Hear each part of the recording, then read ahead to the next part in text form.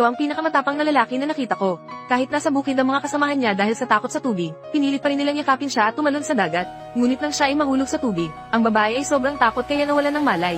Ang kakaibang bagay ay lahat ng miyembro sa barko ay nasa dagat ngayon. Wala ng tao sa barko, pati ang lifeboat wala na rin. Wala ng ibang bangka sa paligid. Lahat ay takot at gustong umakyat, ngunit dahil sa sunod-sunod na kabiguan, lalo silang natakot. Agad na nalamigan ng isang magandang babae. Upang makasakay sa bangka, kinuha nila ang inflatable toy na may hangin sa loob nito. Sumubok silang umakyat sa pamamagitan ng pagapak sa laruan. Nakakalungkot, dahil sobrang madulas siyang laruan kaya hindi sila makapagapak at nasira pa ito. Ang magandang babae ay walang may paliwanag kundi ang pagtingin sa laruan na napudpod na. Ang desperasyon ay nagpapalakas ng kanyang loob.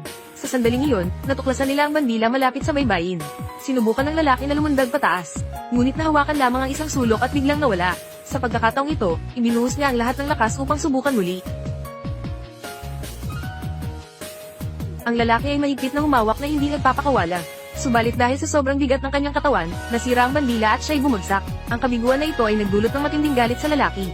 Sa ganitong paraan, hindi ito ang paraan kung paano dapat magkaisa at mag-isip ng solusyon ng lahat. Bigla, may bagay na bumangga sa aking paa. Ang magandang babae ay natakot at nagsabing may piteng sa ilalim. Agad na naguluhan ng lahat ng tao. Isang tao sa kanila agad na namusong sa tubig upang mag-inspeksyon. Ngunit hindi niya natuklasan ang anumang kakaiba. Umupo siya sa ibabaw ng tubig at pinayuhan ng lahat na manatiling kalmado. Ngunit upang maiwasan ang anumang aberya, sila ay lumangoy palapit sa isa't isa upang pahiyain ng hayop na iyon. Sa ngayon, biglang naalala ni Amy ang isang bagay. Natuklasan niya ang kanyang anak na babae ay natutulog pa rin sa bangka. Ngayon, ang tanging pag-asa ay nasa bata na lang. Nakita ng maganda na sila ay nagpaplano na umasa sa isang bata upang iligtas sila. Agad silang nagmadali hanggang sa hindi na makahinga. Ang iba naman ay nagmadaling ilagay siya sa ibabaw ng dagat upang mas maging comfortable siya. Sa pag-iisip na maaaring mamatay sa dagat, lahat ay nagpakita ng takot sa kanilang mukha. Sa oras na iyon, lampas na sa 5 oras silang nasa ibabaw ng tubig. Bigla sa malayo may narinig silang tunog ng cellphone. Sila ay nagmamadaling lumangoy papunta roon. Hinailan nila ang damit sa bangka pababa, kinuha ang cellphone sa bulsa. Humihingi ng tulong sa pamamagitan ng cellphone. Subalit dahil lahat ay nag-aagawan sa cellphone. Ang resulta, nahulog ang cellphone sa tubig at nasira. Galit na galit, itinapon ng lalaki ang cellphone. Lahat ay nagulat sa kanyang pagtingin. Nakita nilang nawala na ang huling pag-asa.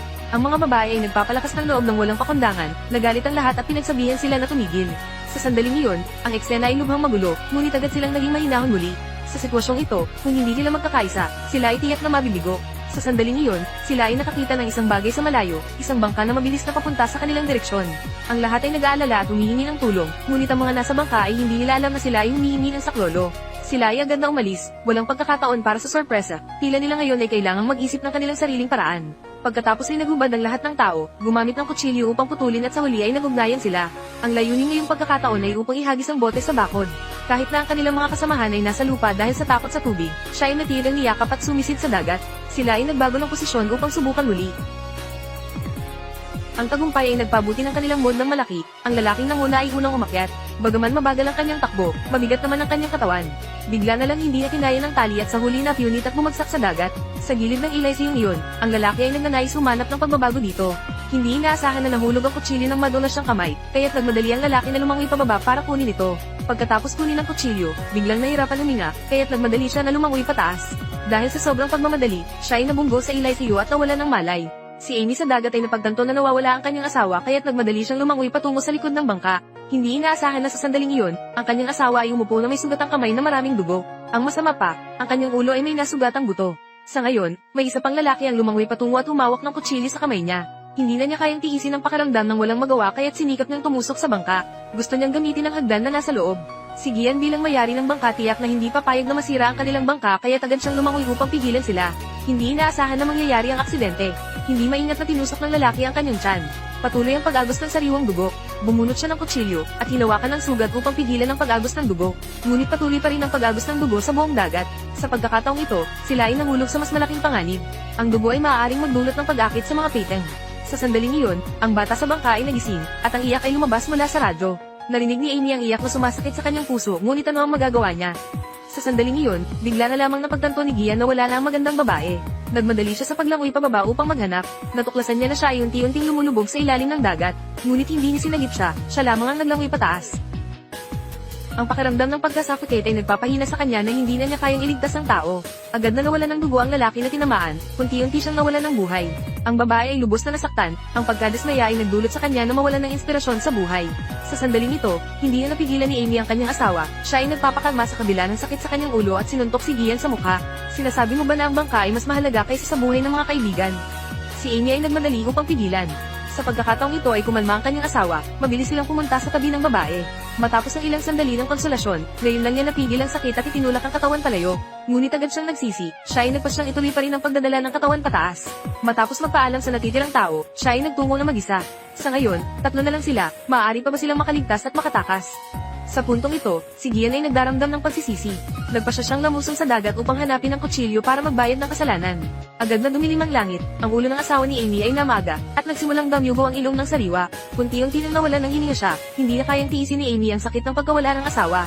Sa sandaling iyon, biglang umulan ng malakas, kaya tumayo si Gian upang huminga. Habang umiinom ng kaunting tubig ulan upang mapawi ang uhaw. Pagkatapos ay nagpatuloy sa paglalangoy sa dagat upang magpatuloy sa paghahanap. Hindi nagtagal, agad may bagyo sa dagat. Alam ni Amy na hindi sapat na pigilan ang sakit at itulak ang bangkay palayo. Kailangang mabuhay pa siya. Hindi nagtagal, tumayo ulit si Gian sa dagat. Ang kanyang katawan na pagod ay maaaring dalhin ng alon anumang oras. Si Amy ay nagmadaling lumangoy papunta sa kanya upang hawakan ng life jacket. Pagkatapos ay mahirap na lumangoy pabalik sa bangka. Upang maiwasan ang paghila ng alon, mahigpit silang kumapit sa hawakan ng bangka. Tumingin si Gian sa salamin ng pangangaso at napagtanto ang isang bagay. Pagkatapos ay kanyang binato ng malakas ang katawan ng bangka. Sa wakas, nakakuha ng piraso ng salamin. Ang matalim na piraso ng salamin ay nagdulot ng sugat sa kamay ni Gian. Ito ay lubos na maaaring magamit bilang kapalit. Hindi maaaring magpahuli. Agad siyang lumangoy patungo sa tabi ng bangka. Gamitin ang piraso ng salamin upang subukang tumusok sa lugar kung saan nasaksak ang kutsilyo. Pagkatapos ay tinawag si Amy at pinapanta upang umakyat sa katawan niya para makatawid. Gayunpaman, dahil sa lakas ng alon, hindi siya nakakapit ng maayos kaya siya'y nahulog sa dagat. Nakita ni Amy si Gian na nagdurusa sa sakit ng sugat sa kamay, hindi niya nais na basta nalang iwan siya. Sa pagkakataong ito, mas matibay na ang kanyang pagkapit, swerte na siya'y nakapasok sa isang bangka. Ngunit dahil sa kanyang mahinang kamay, siya'y muli pang nahulog. Nakakita ng pag-asa ng buhay na nasa harapan niya, patuloy siyang umakyat sa katawan ni Gian.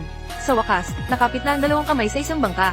Sa pagapak sa kamay ni Gian, matagumpay na umakyat si Amy sa bangka. Nakahiga sa bangka, huminga ng malalim, ngunit walang oras para magpakasarap, kailangan niyang iligtas si Gian. Nagmadali silang pindutin ang pindutan ng hagdan ng kaligtasan. Ang ladder ay unti-unting lumitaw, ngunit may nangyaring hindi inaasahan. Narinig ni Amy ang iyak ng sanggol kaya iniwan niya si Gian para pumasok sa loob ng kabeta. Nang buksan ang pinto, nakita niya ang sanggol na naglalakad sa sahig. Marahil walang sino man ang nag-aalaga sa sanggol kaya ito'y nagdusa. Mahigpit na niyakap ni Amy ang sanggol sa kanyang dibdib, natutulog kasama ito sa loob ng kabeta ng bangka. Nakita ni Gian sa labas ng hagdan ngunit hindi siya umakyat. Alam niya na dahil sa kanya kaya't nawala ang kasamahan, pakiramdam niya wala na siyang karapatan pang mabuhay. Pagkatapos ay tahimik na lumangoy palayo, si Amy ay nagising at napansin ang kakaibang pangyayari, nagmadali siyang lumabas upang hanapin si Gian. Sa labas ng dagat, wala nang makikita maliban sa lifebuoy. Sumigaw siya ng malakas ng pangalan ni Gian. Pagkatapos ay nakita niya siya na nasa malayo at hirap sa paglangoy. Labis siyang natakot, kaya agad niyang itinapon ng lifebuoy patungo sa kanya. Ngunit mayroon pa ring tiyak na distansya si Gian. Kahit gaano man siya magwala, hindi pa rin sumasagot si Gian. Wala nang ibang paraan si Amy kundi sumugod sa dagat at lumangoy patungo sa kanya. Ngunit nang siya ay lumangoy patungo doon, natuklasan niyang si Gian ay pumanaw na dahil sa pagkawala ng hininga habang bumababa sa ilalim. Kinabukasan, dumaraan ang isang bangka ng mga mangingisda dito. Natuklasan sa bangka na walang tao ngunit nakita ang lifebuoy sa dagat. Natuklasan ng mga mangingisda na may isang taong na aksidente. Sa ngayon, mayroong bata na umiiyak sa bangka. Hindi alam ng bata na halos mawala na siya ng mahal sa buhay. Ngunit ang maswerteng bagay ay ang bata ay buhay pa rin. Sa 6 na taong iyon, si Amy lamang ang nakaligtas. Wala na ang iba. Dito nagtatapos ng pelikula.